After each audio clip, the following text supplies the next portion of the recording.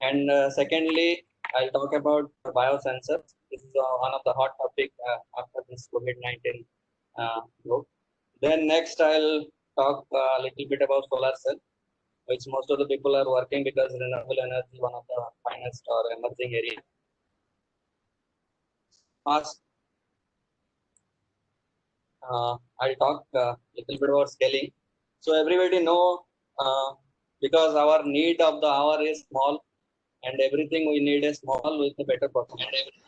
So if my transistor size will become smaller and interconnects will become shorter, so obviously we can reduce the capacitance. Because we can reduce the area, so we can reduce the capacitance. So consequently, we can reduce the delay.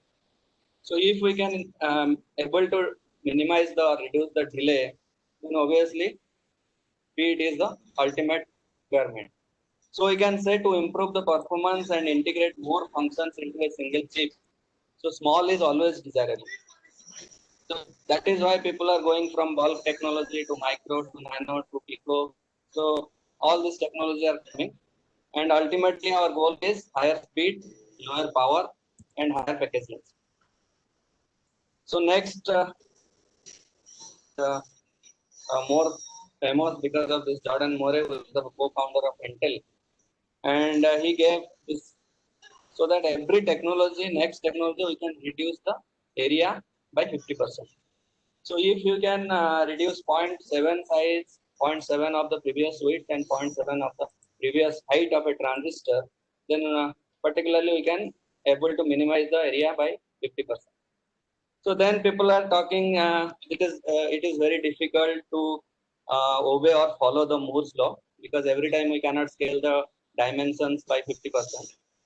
So other consequent effect will come. But then there is a question mark whether Moore's law is exist or not. Then people find out Moore. Then again nowadays people are talking about more than Moore or MTN law.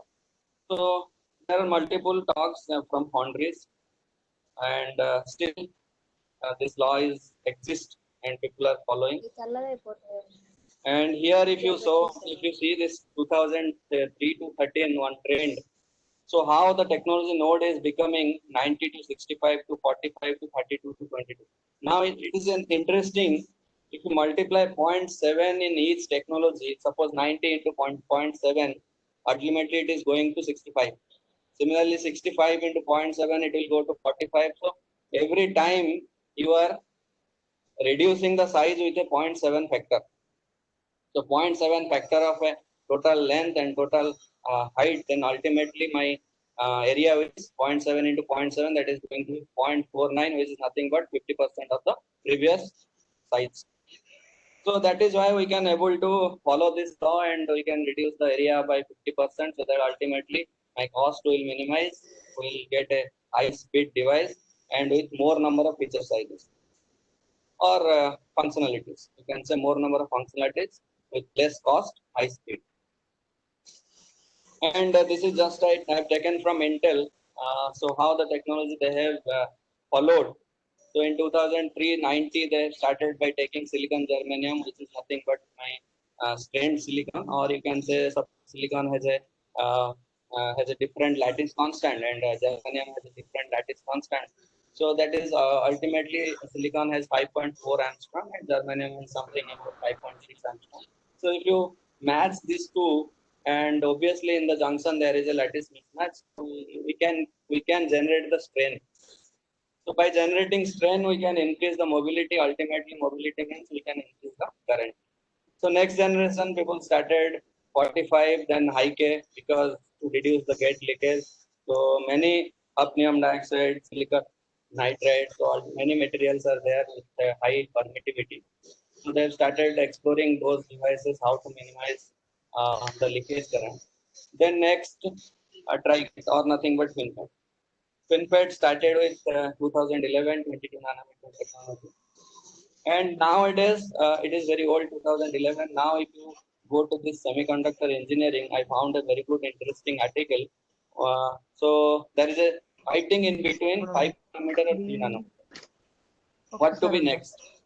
What to be next by TSMC or Samsung or Intel?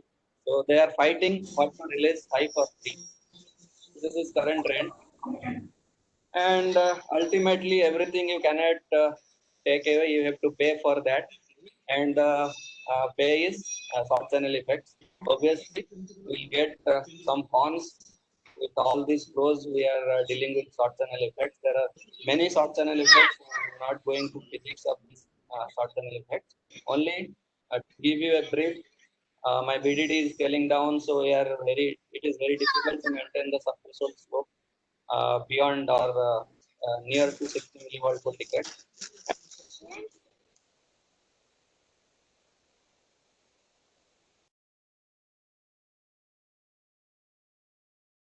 Higher or larger mobility so that we can get a high drive current.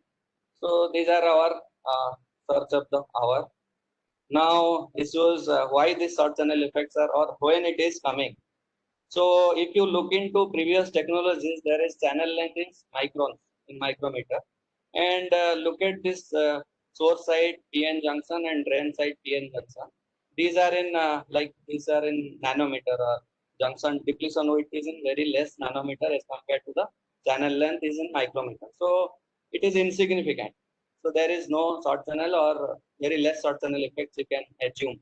But nowadays people are talking about channel length is nanometer, 22 or even 7, 5, whatever.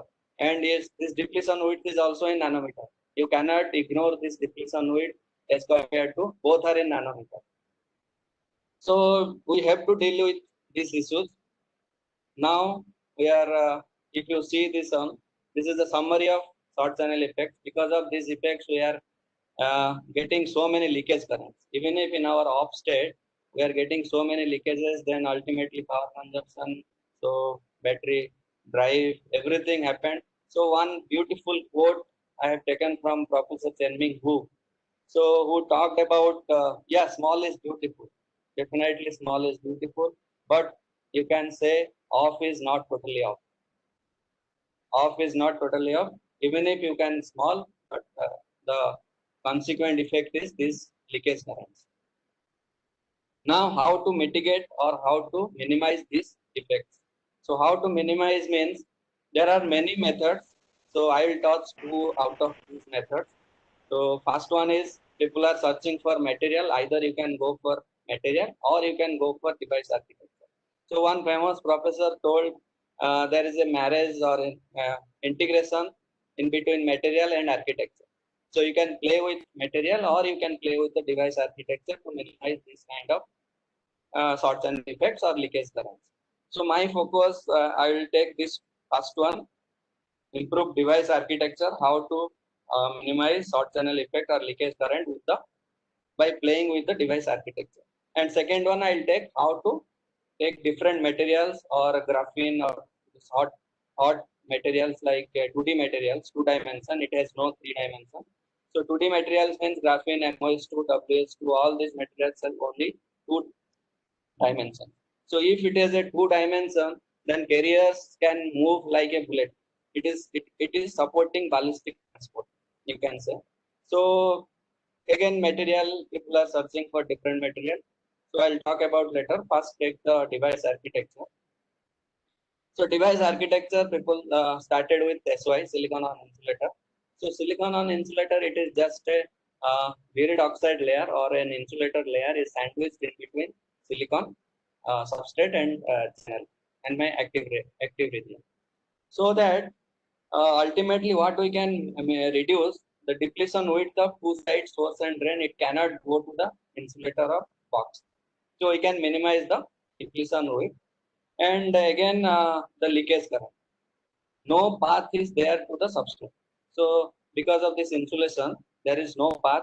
So many foundries started working on SOI, then started SOI single gate, then multiple gate, double gate, and ultimately FinFETs. So I saw this FinFETs are very popular nowadays. Uh, many like up to 32 nanometer, there is bulk CMOS has taken care. And again, people predicted like after 10 nanometer, silicon can replaced by other materials, but FinFET is still taking care of this 7 and 5 nanometer still. So then I saw it while exploring the mobiles. I saw from Amazon like OnePlus 3 when it started launch. Then I saw, oh, this 14 nanometer technology is still used in OnePlus 3. And even Samsung also started Xeon 7. Just I have highlighted this 14 nanometer technology while searching Amazon. So Xiaomi, Redmi, all this mobile technology started taking 14 nanometer FinFET technology. This is again very old. Now OnePlus 7 also came. If you see OnePlus 7, still they are using FinFET technology only.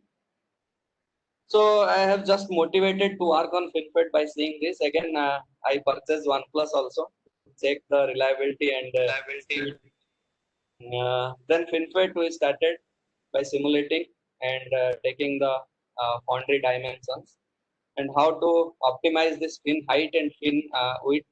Then we varied the fin height from something like 5 nanometer to 26 nanometer. Again, W fin width from 5 nanometer to 16. So then we evaluated all these parameters like DC, analog, RF, everything by varying the H pin and W pin with an aim to optimize the height and pin width.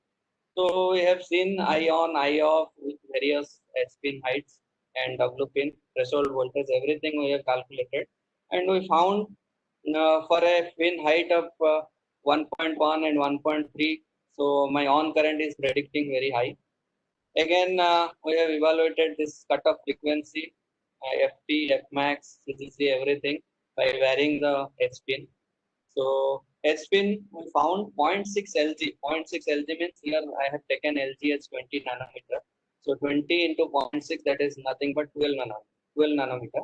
So H pin of 12 nanometer is giving me optimum with respect to on current, with respect to cutoff frequency, with the overall optimum performance I am getting with H pin of 12 nanometer. So similarly, I have started to optimize W pin. So WFIN also I have seen all these calculations like ID, GM, transconductance, everything evaluated, and with a comparative manner, I found so zero point 0.6 zero point 0.6 LG of H pin and WFIN should be as less as possible. Width should be as less as possible. If width is more, so it will go to bulk technology. Also, how we have categorized by taking the aspect ratio. Then I have taken this aspect ratio W pin by H pin, and with respect to aspect ratio, we have categorized the device into three parts. One part, if my H pin is larger, that means aspect ratio is less than 1. Aspect ratio is less than 1, so that is going towards pin FET. If my W pin is larger, that means width is larger, so it is going towards planar. And if both are equal, W H pin, that is ultimately dry gate. So we have categorized into three parts, and we have seen. So this will help to designer what is the ultimate goal, what they want, whether they need high performance, whether they need low leakage. So depending on that, you can design your H pin and W pin, and you can go for a FinFET, you can go for a dry gate, or you can go for a planar technology. That is we have reported in IEEE transactions on nanotechnology in 2015. I think. So next we have seen one of the technology, one of paper we found who has merged the ultra thin body or UTB technology into FinFET. So UTB is also one of the finest technology, and they have merged into FinFET and UTB. So that they have called it as an inverted T. Or if you see this active region, that is looking like a inverted T shape. So below part is ultra thin body, and upper part is a fin height. So we played with this device, and we are able to publish in one Sir, of the. sir, can you Yes. use the cursor, sir? Can you use the cursor or mouse, sir, Okay. to Okay. explain? Here. You see this one.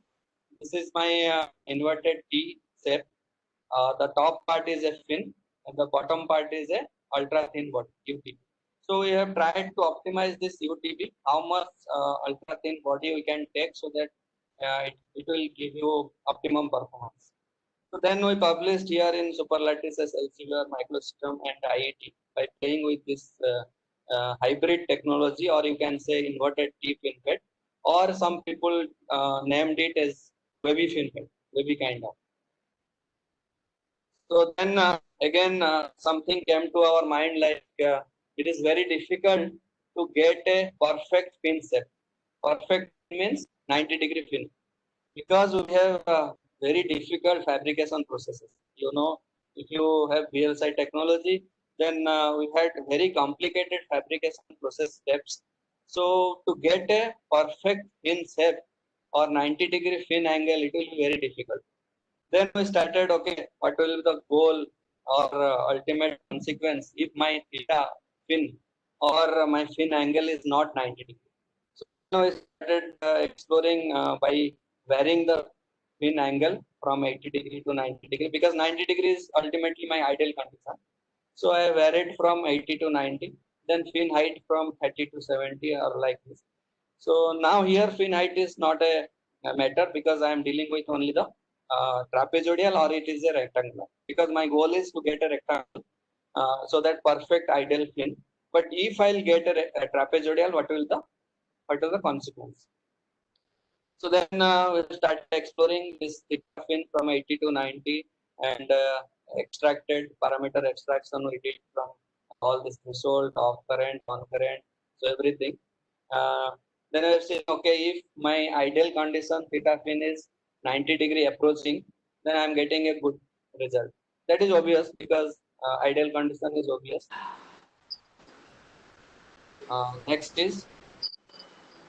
Next, all these parameters like off, on. So again, I am getting sometime good on current. So consequently, this off current is also increasing. So I have to trade off between on and off. So uh, by trading off this on and off current, we need to fix H pin as well as pin height as well as pin angle. So that is the optimum goal. Then all these capacitances and RC delay, this is one of the important parameters. So what is the RC delay? In RC delay, I got 1.05 picoseconds in theta fin of 90. But when theta fin is going to trapezoidal shape, or even it is going to 80, so this delay is giving you very high value, or it is keep on exponentially increasing. So this is not a sign. So again, we have calculated this energy and cutoff frequency. So it's all compared, all the parameters with theta fin and H pin. And here, what is the leakage power or total. So the results we reported in one IEEE TED and another one is NSSP. Now, ultimately, one more interesting part is this radius. Radiation effect, if you talk about something like space application, or suppose ISRO or SCL, SCL is using such a device. I am unable to show it. So the device architecture is with me. So SCL is using for space or satellite application. So that device should sustain the radiation part, because in space there are so many energy particles, alpha particle, beta, cosmic ray, so gamma, so many energy particles are there. If those energy particles will strike to your device, then it can malfunction. Even suppose you need a logic 0, but because of this striking of energy particles, they can change to logic 0, from logic 0 to logic 1. So your desired condition should be logic 0, but you are getting a logic 1 because of this ultimate striking of ions. Because when the ion is striking, it is taking care all the EH or electron holes are generating in that path, and they are collected in the collector region. They are collected in the collector region. Because of the charge, you can get a current, which is undesirable, because you need a logic 0. I'm talking, for example, you need a logic 0, but because of this ion strike, your charge collection is happening and you are getting a logic 1. So uh, this is not a good desirable condition. So then we have taken all these three. One is simple FinFET, and another one, whatever I talked, like inverted T. So this is a hybrid UTV and fin, and this one is a special technology. one dual stressor I have taken here. Here it is only silicon nitride stressor. Here it is HFO2 and Si3N4. Then we compared which device can sustain this energy particles. So we have striked all three devices are striked with the ion of 10 mega electron volt of energy. Then after striking this ion, we have checked whether this how much energy or how much charge collection is happening for all three devices, and because of charge collection, what is the current. So then calculated this three. If you see here, I have taken all three devices after striking of mega electron volt of energy (LET). So this is a linear energy transfer. So after striking the ion at the particularly middle of the gate, so we have struck for all three devices, and we have seen what is the charge collection, and because of this charge collection, what is my current or what should the current. So this is one striking time I have taken from here to here, 10 power minus 15 or in picoseconds.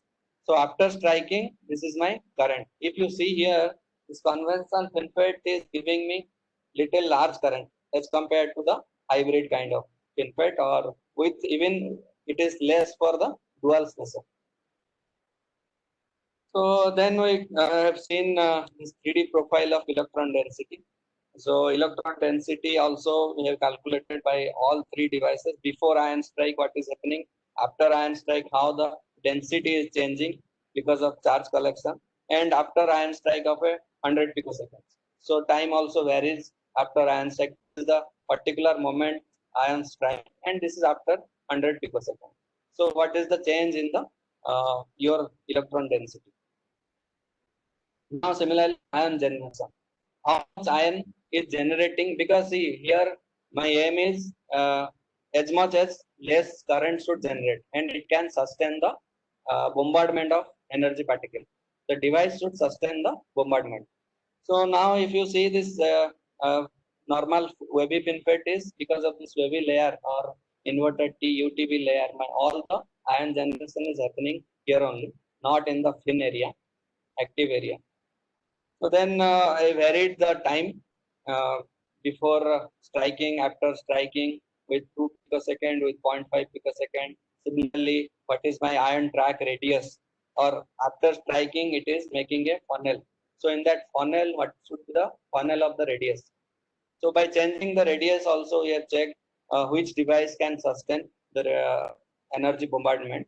And if you compare all three devices, here you can see the peak is less as compared to the normal FinFET. Because this hybrid technology and wavy kind of thing, you two emerging technology. One is UTB, another one is FinFET. And charge collection we have seen. Again, you can compare charge collection in the normal FinFET and my wavy kind of or hybrid technology. So this is very less as compared to the normal FinFET.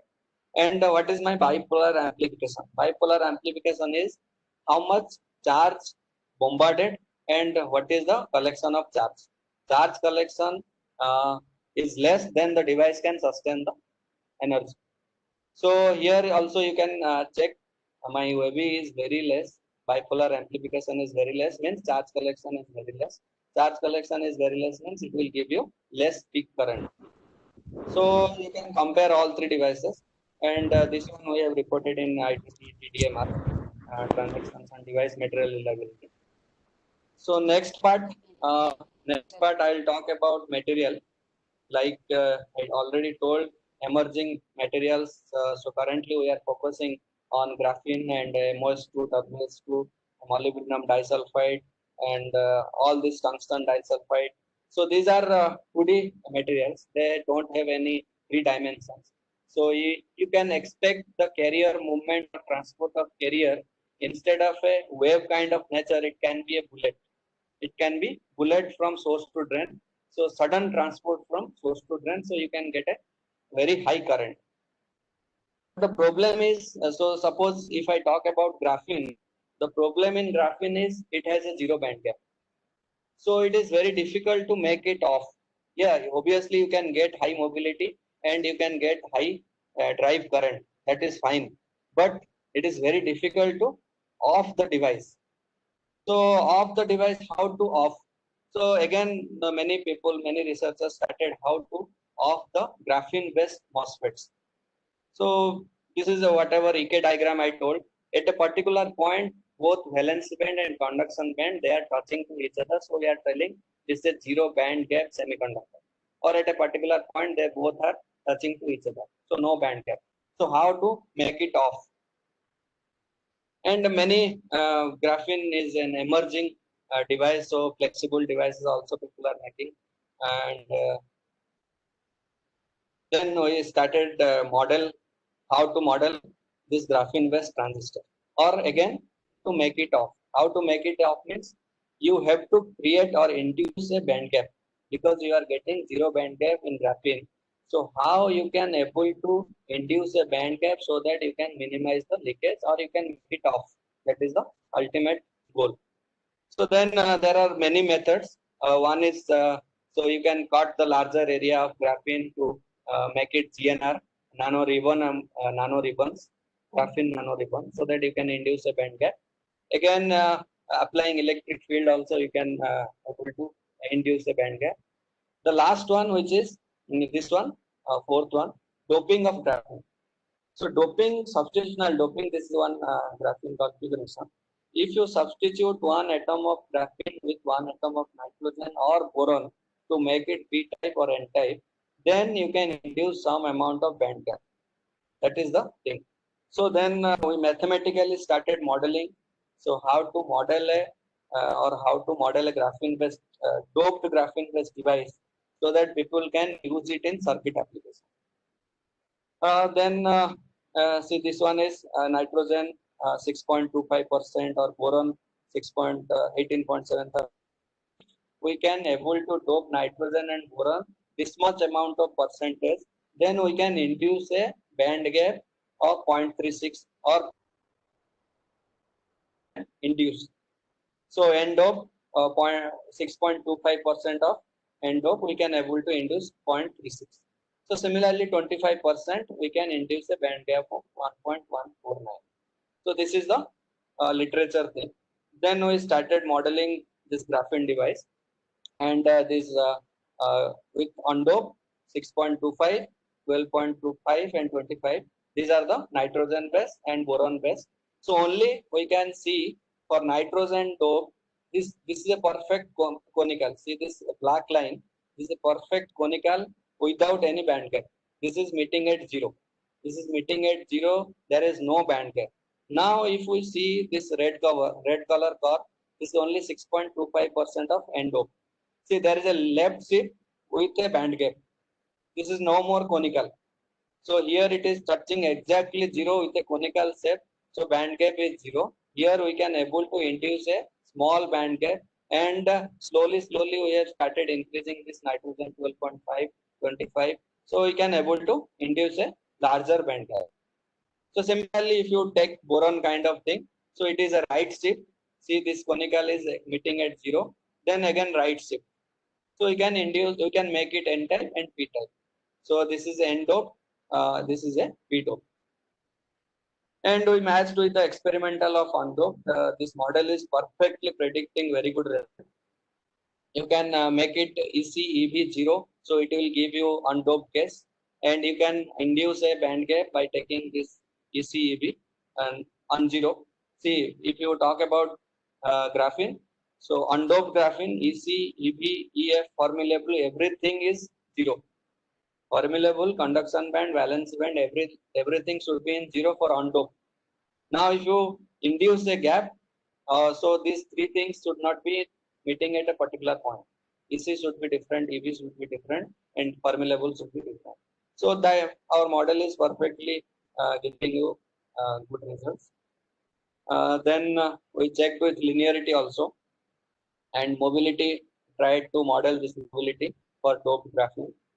And then again linearity. See this one also, my current undoped case, how it is giving me leakage is very high. I am unable to make it off.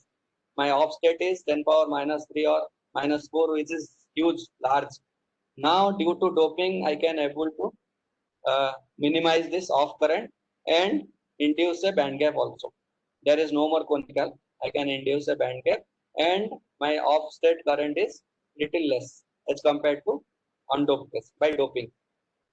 And linearity also, if you see linearity, I'm getting very good linear curves by doping as compared to on-dope. This is one dotted one is on-dope and violet color. This blue color, if you see, this is doping with 12.5% with a very good linear current, linear characteristic, and leakage also low. So these results we have submitted to EDL, waiting for the review. And again, we started making a symbol of it. So in guidance vector, we designed this equivalent circuit model and we made it a symbol. And by using this symbol, just check the higher order harmonics. So higher order harmonics is very, very important for the linearity, to check the linearity model. So higher order means what is my higher order derivatives of current like GM2, GM3 and HD2, HD3. These things just evaluated from higher order derivatives of current. So because it is necessary to check up to how much biasing my device can predict linear characteristic. So up to how much biasing means VGS and VDS, my device is perfectly giving me linear characteristic. So this also is submitted to CDS. Now devices are in the rest, just exploring few days. FDSY is good for quantum computing.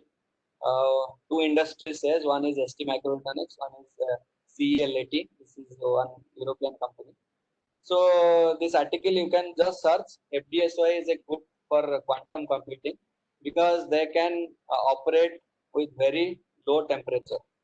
So they are giving very good results in low temperature. This FDSY thing. So there also nowadays people are searching for quantum computing, which device to choose. And another device is because they are good in cryogenic. They are good in cryogenic temperature. So one is NCFET. Like I told already, it is very difficult to make SS to below 60.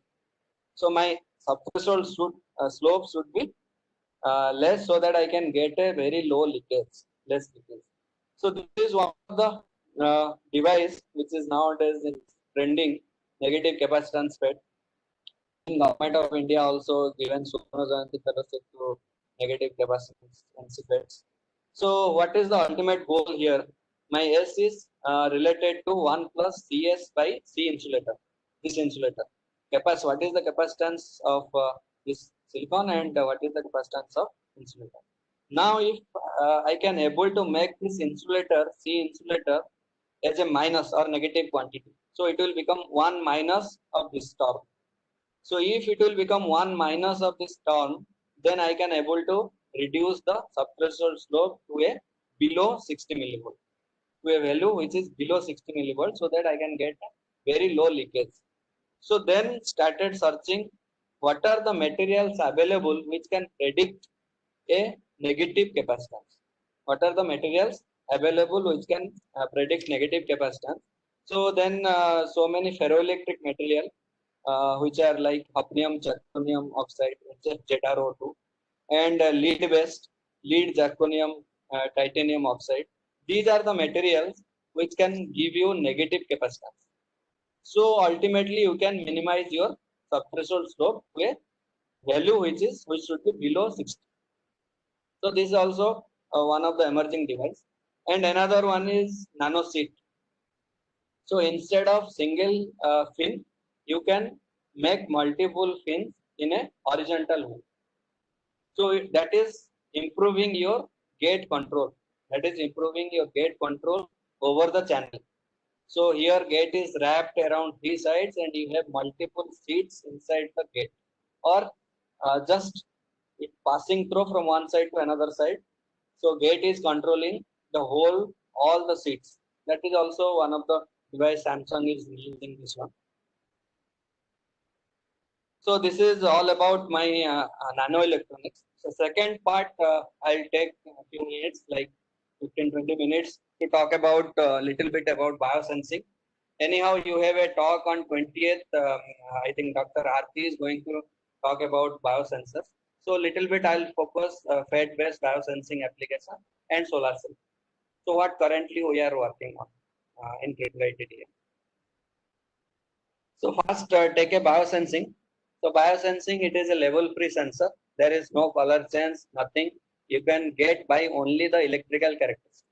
What is shifting in current, what is shifting in threshold voltage. By seeing this, you can tell whether the disease is there or disease is not there. So disease is ultimately what we are taking the biomolecules. So biomolecules, we are making a cavity here just in the oxide or below the gate. We are making cavity, and biomolecules is having certain amount of charge and certain amount of permittivity. So by playing with those permittivity and charges, your capacitance is obviously going to change. So if your capacitance is going to change means, and then ultimately my threshold voltage and drain current. So these are the things we need to take care. So then we have taken how to DNA, how to make the DNA detection through the dielectric modulated FET or DMFET. So DMFET, as DNA is having only negative charges, so we varied with negative charge carriers in the cavity. Here this is the cavity, two-sided cavity, and we have taken two devices. One is DMFET, another one is tunnel FET. This is PIN, one is tunnel FET. This is simple DMFET. So we made two cavities here uh, below the gate. Then inside these two cavities, we varied with permittivity, we varied with charges, and we varied with the DNA orientation.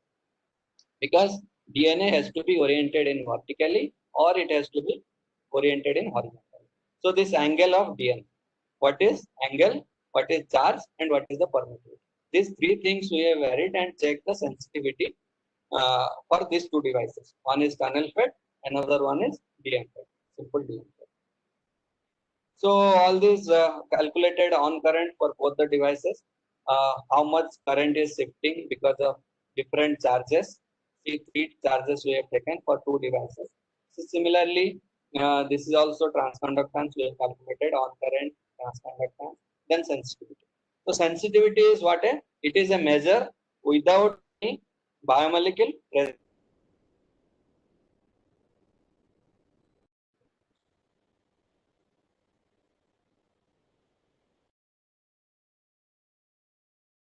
Sensitivity. So my tunnel FET is giving very good sensitivity in all cases, negative charges. Similarly, with respect to different dielectric constant, previously we have taken charges. Here, all empty cavity. See, empty cavity means my permittivity is K is equals to 1. K is equals to 1 means there is air, nothing else. No biomolecules present, it is simple air. Now K slowly we have increased so that we can induce the biomolecule. Then we have just calculated the sensitivity in presence and in absence. What is in presence current, what is in absence current. So again, my tunnel FET is giving very good sensitivity with respect to permittivity, with respect to charge, and finally with respect to angle.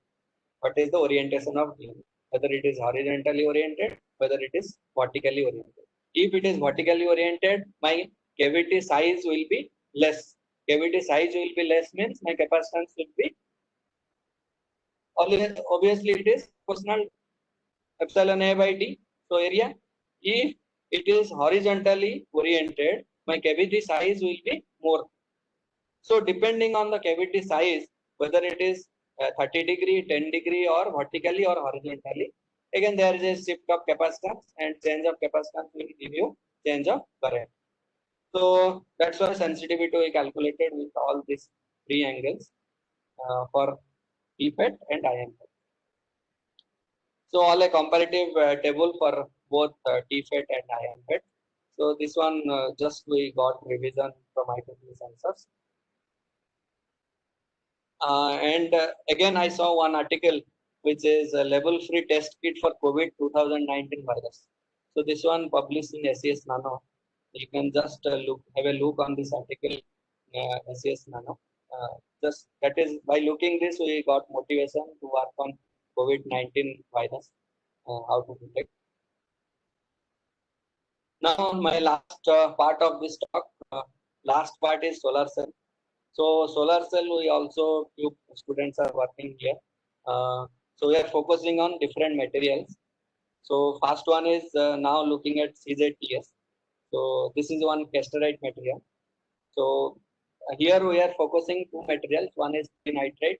Trinitrate means group 3 and group 5, like InGaN, gallium nitride, or indium gallium nitride, indium nitrate, all this nitride material.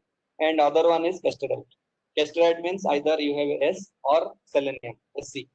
So CZTS or CZTSE. So two kind of materials we are looking. Why I'll tell. So first one is casterite material.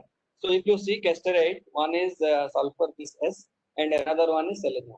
These two kind of materials you can get, and S, depending on this mole fraction of S and selenium, you can change the or you can tune the band gap. So if you can able to tune the band gap, ultimately you can achieve the solar spectrum wavelength, because you know the relation of band gap with h nu by lambda. So Eg is h nu by lambda. So that is why we are choosing the material. Which material we should choose so that it can cover the whole range of spectrum. So ultimately we have started with CZTS and CZTSE observer layer, these two layers. So if you look at this CZTS, this is giving me 1.45 of Eg, and CZTSE is giving me 1.05. So these two materials we started working on it, and to how to capture the whole range of solar spectrum. That is the ultimate goal. So then again, we don't know what is the loss mechanism, because during fabrication there should be some loss in the interface inside the ball, or there may be some recombination. Due to recombination, we may not get the carrier transport efficiently. So because of this loss mechanism, we started taking three kind of losses. So one is trap assisted. There may be some traps in the junction, or there may be some defects inside the bulk, or some recombination. These three kind of loss can be happened during fabrication. So just with trial and error, we have taken two kind of defects. One is trap assisted, and one another one is defects. So trap assisted, here if you look into this junction, this is the junction. So traps generally happen in junction. So you can see there is a peak in the junction of CZTS and CZTSE. So here I have taken all this loss mechanism and defects. So there may be defect either in the surface or in the bulk. So if you take the defects in the surface, so this kind of tail shape you have to induce. And if your defect is in bulk, we don't know. We don't know during fabrication whether there is a defect in the surface or whether there is a defect in the bulk. So we have assumed two kind of defects. One is tail shape, another one is. So Gaussian shape can give you bulk defects, and tail shape can give you surface defects. So these two kind of defects we have taken. Explored all kind of parameters. What should be my recombination rate, or what should be my current. So everything, and here EQE, efficiency. So if you look into this efficiency, CZTSC solar cell without trap, with trap, and defects. So all three we have taken. And here wavelength, you can see this is 200 nanometers to ultimately 1.2 microns. So the whole range we can able to capture. Whole range we can able to capture with an efficiency of external quantum efficiency of 80%. And we just compared with selenium contents, CZTSC and CZTSC. So both efficiency. Now ultimately here, if you compare these two, so both are taking care of different ranges. So why not merge these two? Why not merge? Because this has a different band gap and this has a different band gap. So due to the difference in band gap, they are capturing the different range of solar spectrum. So why not merge these two? So we have started thinking, let us merge these two materials and we made a quantum well kind of thing. So this is IV core and all this efficiency and just lack of time, so I'm quickly going. So all this CZTS and CZTSC with different kind of trap, defect and recombination rate. All three. These three can be possible during fabrication. So they are giving reporting everything. Suppose you have a defect, what should be your efficiency? If you have a trap, what kind of current, voltage, fill factor and efficiency you can expect. So if you have a recombination, what kind of efficiency you can expect. So this is for CZTS and this is for selenium kind of CZTSC material. So all kind of with inclusion of defects. So and this one we just got a revision from APA letters. Uh, Now, like I was talking about, so let us merge these two, selenium and sulfur, CZTS and CZTSC. So make it quantum well because they are different band gaps. So they are capturing different solar spectrum. So take it, merge it into two and make it a quantum well.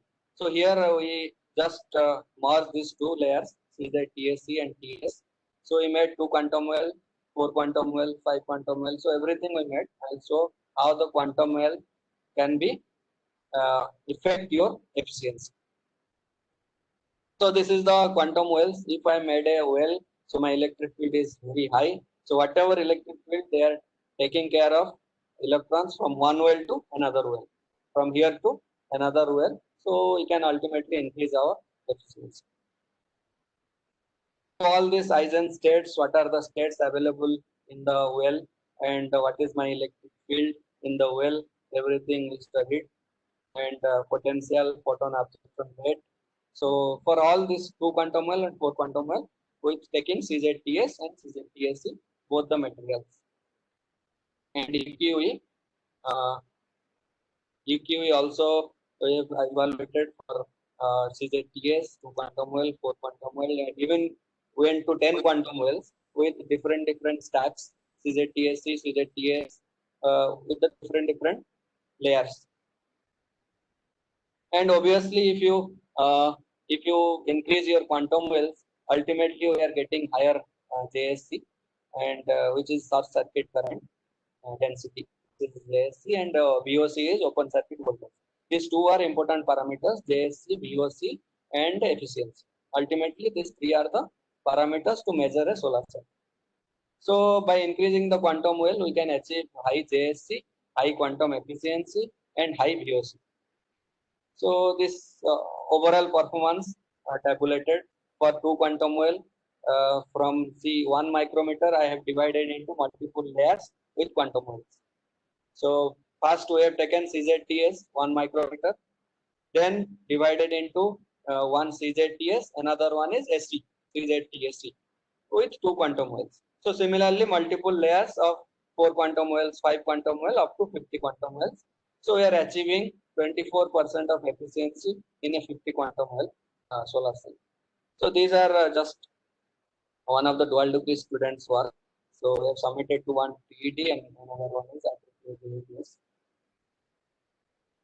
Now one 3,5 alloy, like I told, because 3,5 gallium nitride, even Professor Muruga Pandian also working on 3,5 alloys for high power or high voltage devices. So we just explored this 3,5 gallium nitride work in solar cell. So similar work like CZTS and Casterite thing we have done, CZTS and CZTSC. So similar work we have taken for gallium nitride. So gallium nitride is little costly, but it is very good for space application. It can tolerate the radiation effects, and it has a band gap of 3.4. It can capture the whole mid UV ultraviolet. So we have just taken the same thing, and the again interesting part. So silicon, if you see solar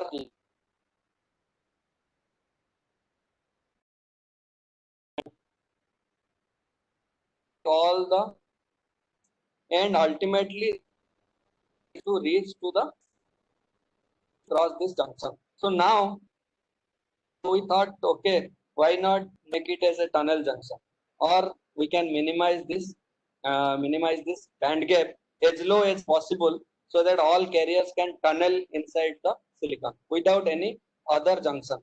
So ultimately by indium content, so ultimately by varying the indium content or mole fraction of indium, so here I have taken 0.2, 0.8, then here it is 0.3. So by varying the indium content we can modulate this eg or this band gap. If you modulate this band gap and you can make it zero, then ultimately my whole carrier can tunnel through this layer to silicon, then we can get a very good efficiency. So we started looking into electric field current by varying the indium content. Then we have seen what is the power, potential, everything. And see here I made it zero. So here by varying, I'll tell, by taking indium quantity or indium mole fraction of 0.45, we can make this barrier or gap to zero. So if you can make it zero, ultimately the whole thing can cross this or tunnel through this barrier and can go to the silicon. So see the electric field you can get very high, 15 megavolt, which can help the carriers to travel or to make it tunnel from one layer to another layer. You can just we have tabulated all the things. See here my indium quantity is 0.45 and see the tunnel band gap is 0. I'm able to make 0 band gap with the 0.45 indium content, and the whole carriers can travel or can tunnel from one layer to another layer through the electric field, through the high electric field without any efforts, without any external effort. So this was reported in silicon. Next work again by GaN in GaN, but with the multi-layer of GaN in GaN. See GaN in GaN, one in GaN layer, one GaN layer. Both have different band gaps. So we can make a quantum well. We can make quantum wells by taking different layers of in GaN GaN, in GaN GaN. So ultimately different band gaps. So here we made so many layers of 3 nanometer, 7 nanometer, 3, 7 of different InGaN and GaN layers. So here if you look into same quantum wells, we made quantum well 2, quantum well 3, quantum well 4. So all 2, 3, 4 quantum well solar cells. And with the, again one more interesting part, nitride. So you know nitride is a polar material. So when you can merge, if you merge InGaN to GaN, both have nitride. InGaN also have nitride, GaN also have nitride. And nitride being a polar material, it has inbuilt charges. So the charge can be positive, that can be negative. So we have taken both the charges. One is orientation of charge 0, 0, 0, 1 and another one is negative minus 1. So both the polar orientation or 0, 0, 0, 1 orientation and 0, 0, 0, minus 1 orientation. We don't know while merging these two in GaN, what will be the plane, whether it is 1 or whether it is minus 1. So we evaluated all the polarization charges. Sometimes these polarization charges also help. Suppose I have 60 electrons, and due to this merging of InGaN and GaN, there may be some extra polar electrons can come. So if some extra polar electrons will come, then it will help me to give a higher drive current or higher JSC.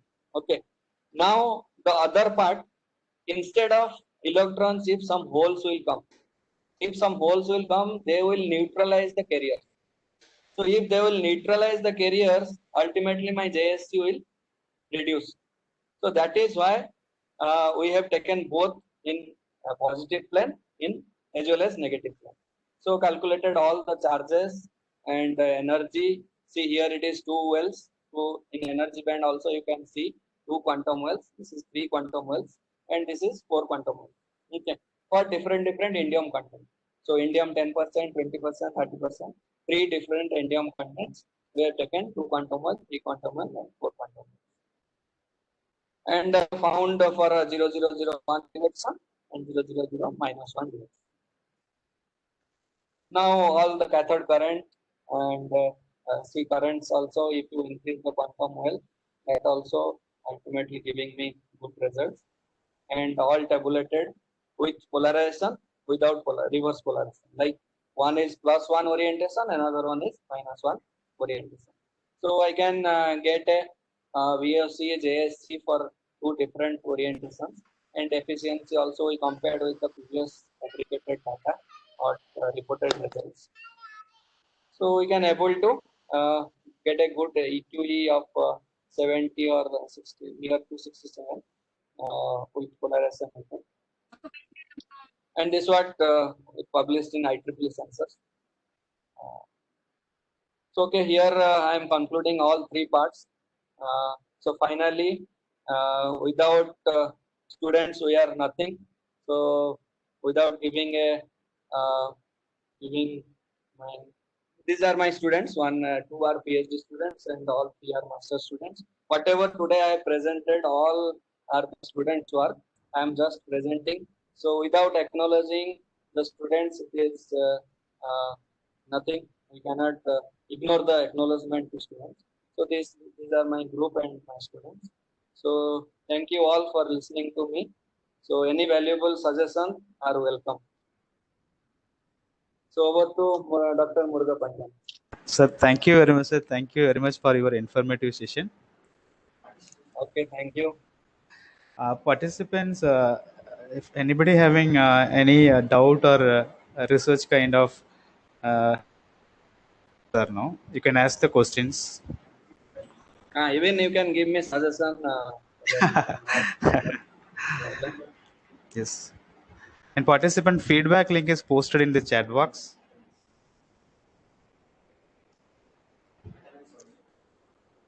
Excuse me, sir. Yes, sir. Welcome, sir.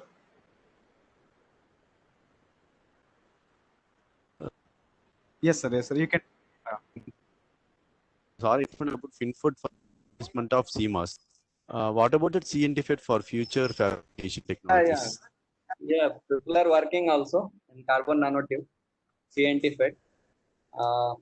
But till now, nothing from industry side to replace silicon. Till now, FinFET is also silicon based, and in recent 5 nanometer and 7 nanometer also they are releasing with silicon only. So all carbon, nanotube, and graphene, whatever I talked also, they are in research mode only. Everything in research mode.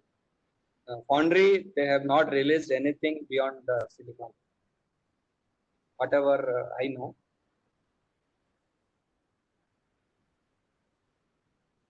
Yes, CNT people are working. Many people are working.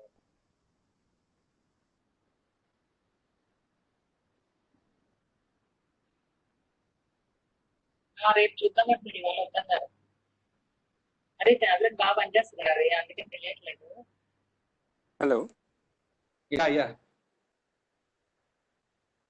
Am I audible?